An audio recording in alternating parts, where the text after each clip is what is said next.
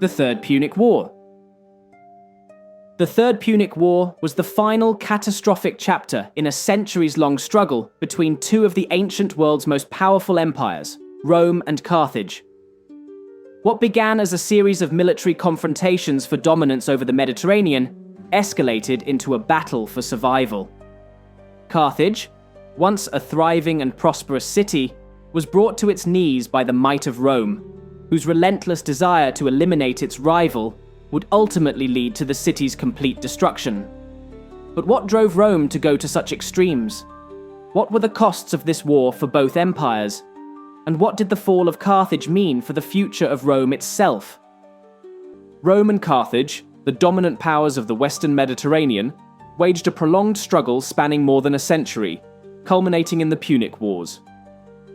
By the outbreak of the Third Punic War, their rivalry had hardened into deep-seated animosity, shaped by two previous conflicts that had decisively tilted the balance in Rome's favour, while leaving Carthage weakened and humiliated. The First Punic War, 264 to 241 BC, erupted over control of Sicily, a strategically valuable island that drew both powers into conflict. Rome, despite lacking naval experience, rapidly constructed a fleet, adapting Carthaginian ship designs and introducing innovations like the corvus, a boarding device that transformed sea battles into infantry engagements. After more than 2 decades of attritional warfare, marked by costly naval clashes and prolonged sieges, Rome emerged victorious. Carthage was forced to cede Sicily, pay a substantial indemnity, and accept a diminished strategic position. The defeat undermined Carthaginian influence and exacerbated internal unrest, setting the stage for future hostilities. The Second Punic War, 218 to 201 BC, saw Carthage attempt to reverse its fortunes under the leadership of Hannibal Barca. Determined to strike at the heart of Roman power, Hannibal executed a daring campaign, leading his army across the Alps into Italy. His tactical brilliance led to devastating victories, most notably at Cannae in 216 BC, where he inflicted one of Rome's worst military defeats. Yet despite his battlefield success, Hannibal was unable to force Rome into submission. The Roman Republic, resilient and resourceful, adopted a strategy of attrition, avoiding direct engagements while rebuilding its forces. Under the command of Scipio Africanus, Rome shifted the war to North Africa, compelling Hannibal to return and defend Carthage. In 202 BC, at the Battle of Zama, Scipio decisively defeated Hannibal, forcing Carthage to surrender on harsh terms. Carthage lost its overseas territories, submitted to crippling war reparations, and was prohibited from waging war without Roman consent. The once proud maritime empire had been reduced to a vassal state, its independence severely curtailed. Despite these restrictions, Carthage experienced a surprising economic recovery. By 151 BC, it had not only stabilized, but had repaid its war indemnity ahead of schedule. This resurgence, rather than securing peace, provoked Roman suspicions. Freed from financial obligations, Carthage sought to reassert control over its own affairs, a move perceived in Rome as defiance. With tensions mounting and Roman hawks eager for a final reckoning, the stage was set for the Third Punic War. Rising tensions and the road to war. By 151 BC, Carthage had repaid its war indemnity, but Rome had no intention of allowing its old rival to regain true independence. To the Roman Senate, Carthage remained a defeated adversary, one that had to be kept under control. Its economic resurgence only served as a bitter reminder of the near catastrophe Rome had endured during Hannibal's invasion. The fear of a revived Carthage, however unfounded, lingered in the Roman psyche. Masinissa, king of Numidia and a steadfast Roman ally, exploited the situation to his advantage. Recognizing that Rome would not intervene against him, he steadily encroached upon Carthaginian territory, seizing land with impunity. Carthage, bound by treaty restrictions and unable to mount a military response, repeatedly appealed to Rome for arbitration. Their requests were ignored. Rome's objective was not to uphold justice, but to ensure that Carthage remained weak and politically subordinate. By 151 BC, Carthage's patience had worn thin. Facing continued Numidian aggression, the Carthaginians finally took matters into their own hands, dispatching Hasdrubal to confront Masinissa at Oroscopa. The result was disastrous. The Carthaginian forces were routed, suffering heavy losses. Worse still, their decision to engage in battle provided Rome with the pretext it had been waiting for. Carthage had violated the treaty by waging war without Roman authorization, and this technicality was all the justification needed to act. In Rome, the anti-Carthaginian faction, led by Cato the Elder, seized the opportunity. Cato, a relentless advocate for Carthage's destruction, ended every Senate speech with his infamous refrain, "Carthago delenda est," Carthage must be destroyed. His rhetoric, fueled by deep-seated animosity and strategic opportunism, drowned out more pragmatic voices such as Scipio Nasica, who argued that a weakened Carthage served as a necessary counterbalance to Numidian expansion. But appeals to reason held little weight against decades of hostility and Roman ambitions for total dominance. By 149 BC, the Senate had reached a final decision. Carthage would be eradicated. With war officially declared, the Third Punic War commenced. Rome's initial demands and Carthage's defiance.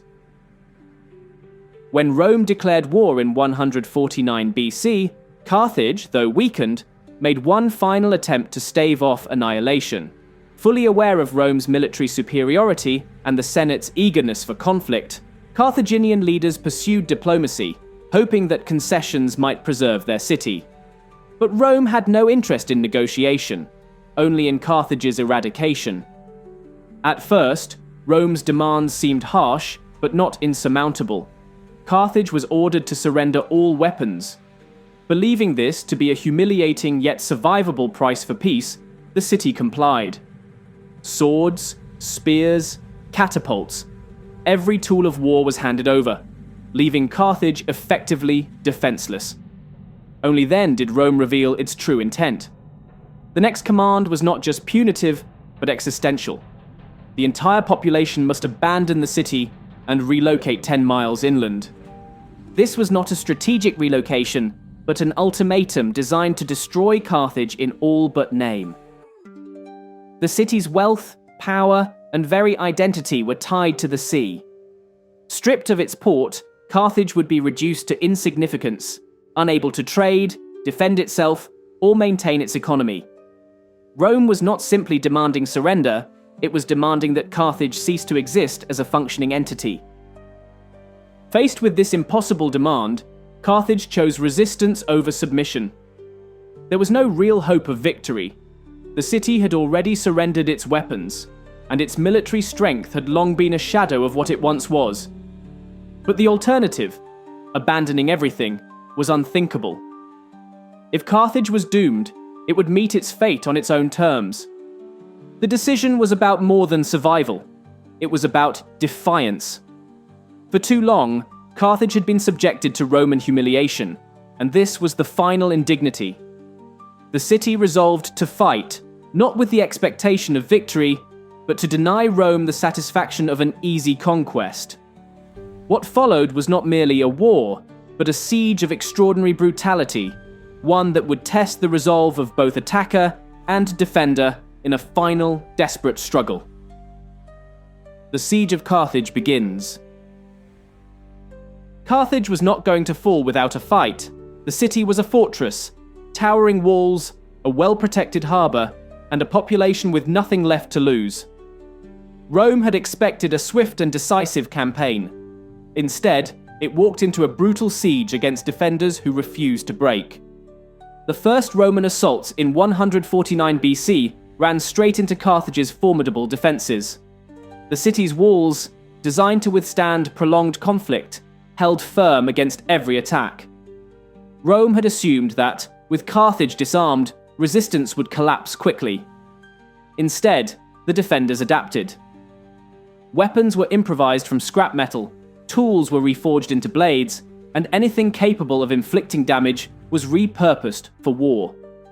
Slaves were freed and pressed into service, swelling the ranks of those prepared to fight. Every street, alley, and rooftop became part of the battleground, turning Carthage into a labyrinth of ambushes and deadly skirmishes.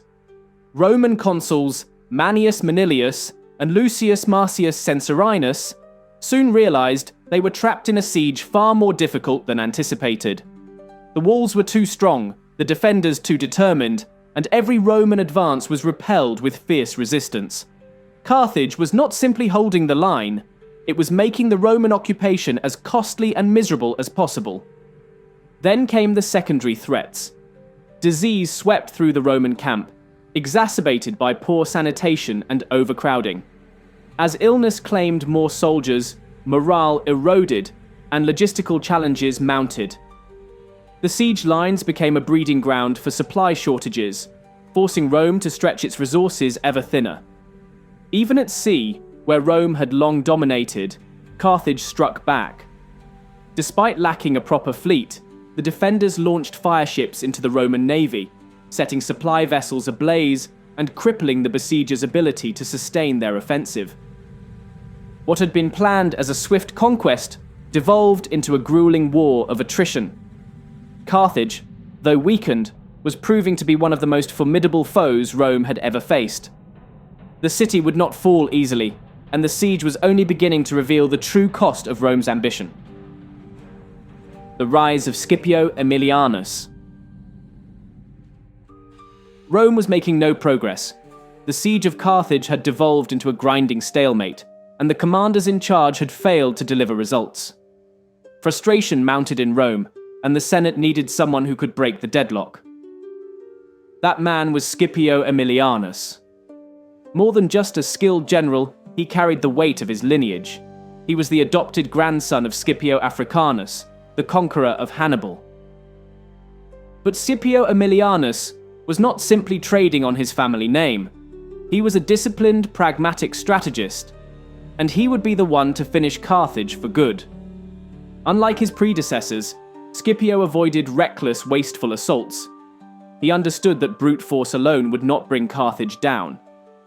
Instead, he imposed order, reforming the Roman forces into a disciplined, well-supplied, and highly motivated army. Where earlier commanders had squandered men through mismanagement, Scipio ensured his troops were fed, trained, and committed to the task ahead. His leadership restored morale, and with it, Rome's ability to wage war effectively. Recognizing the futility of direct attacks against Carthage's formidable walls, Scipio shifted tactics. He tightened Rome's grip on the city, methodically cutting off supply lines and starving Carthage into submission. Scipio's military strategy. The Roman army was in disarray. Years of failed assaults and prolonged stagnation had eroded discipline, leaving morale at an all-time low. When Scipio Aemilianus took command, he made it clear that this was no longer acceptable. His first priority was restoring order. He cracked down on lax discipline, imposed rigorous training, and transformed a demoralized force into a hardened professional army. Under his leadership, the soldiers were no longer just enduring the siege, they were preparing to finish it. But Scipio understood that discipline alone wouldn't win the war. He needed action. To keep the pressure on Carthage, he launched a daring night assault against the city's defenses. Though the attack did not breach the walls, it sent a clear message. Nowhere was safe, not even under the cover of darkness. The defenders would find no reprieve, not in the day, not at night. Then came his most audacious move. Carthage, though besieged, still had access to the sea, allowing it to bring in supplies and prolong the fight. Scipio resolved to end this by ordering the construction of a massive earthwork to block the harbour, one of the most ambitious engineering feats of the war. If the city could not be taken by force, it would be strangled into submission. Yet Carthage was not ready to go quietly. In a remarkable display of resilience, the defenders secretly excavated a new channel, creating a passage to bypass the Roman blockade. When the moment was right, they launched their fleet, attempting to break through the siege. For a brief moment, it seemed as though they might succeed. Scipio was prepared. The Roman fleet intercepted the Carthaginian ships and annihilated them. With the harbour now completely sealed and the last hope of escape extinguished, Carthage was left to starve. The noose had tightened. No reinforcements, no supplies, no way out. Even as Carthage teetered on the brink, Scipio faced another problem: his own soldiers. Many were citizen soldiers, weary of war and anxious to return home. The longer the siege dragged on, the greater the strain on Rome's economy and military cohesion. Restlessness threatened to undermine the final phase of the campaign. Scipio knew he could not afford to let the siege continue indefinitely. The time for containment was over. The war had to end, decisively and soon. The final assault on Carthage was coming. This time, there would be no escape, no negotiations, and no future for the city that had once rivaled Rome. The fall of Carthage. By 147 BC, Scipio Aemilianus was finished with patience. The long siege had served its purpose. Carthage was isolated, starving, and defenseless. To ensure there would be no last-minute salvation, he crushed Carthage's remaining field army at Nepheris, erasing any hope of outside intervention.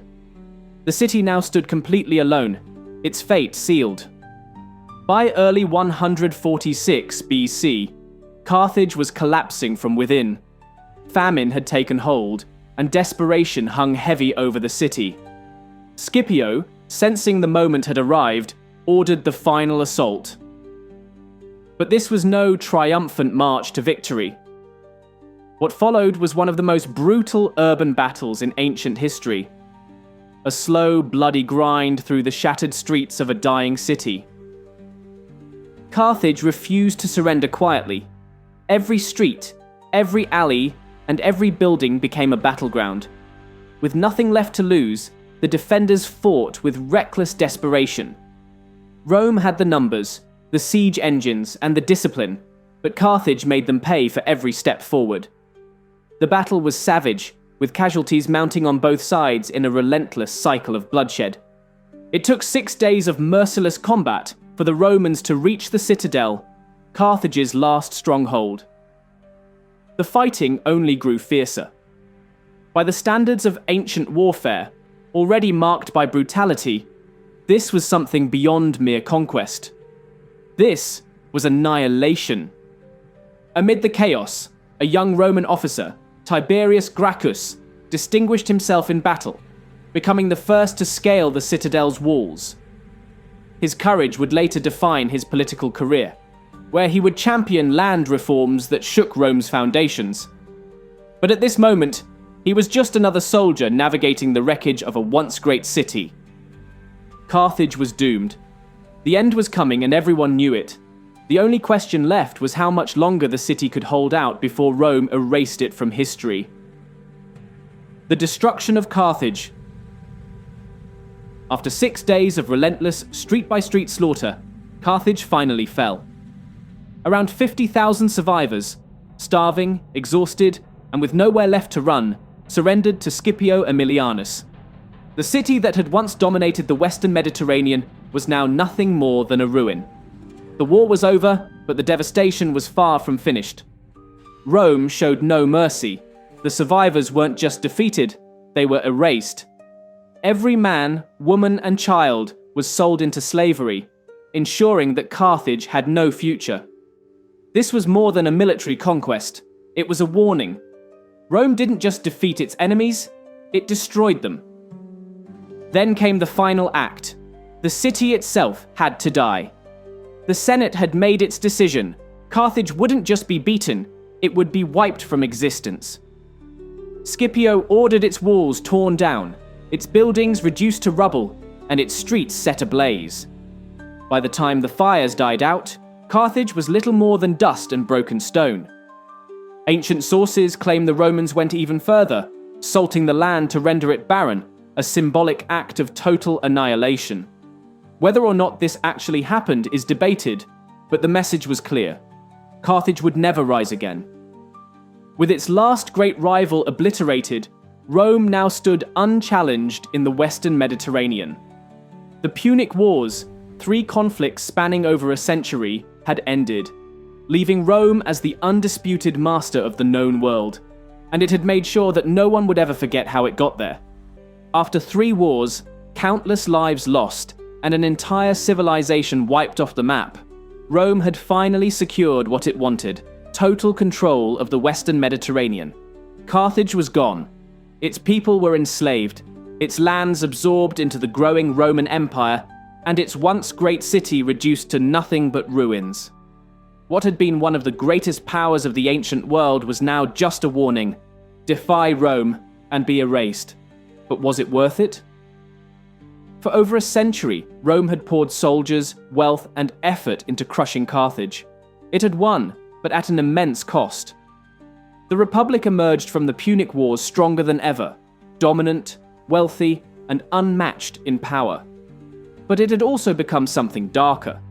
The relentless drive to destroy Carthage had made Rome more ruthless, more militarized, and more willing to use total annihilation as a political tool. The same aggression that had shattered Carthage would not stop at foreign enemies. Soon it would turn inward. In its quest for supremacy, Rome had built a war machine that knew nothing but conquest. The corruption, political violence, and power struggles that would one day tear the Republic apart were already taking root. Carthage had burned, but in the process, Rome may have lit the first sparks of its own downfall.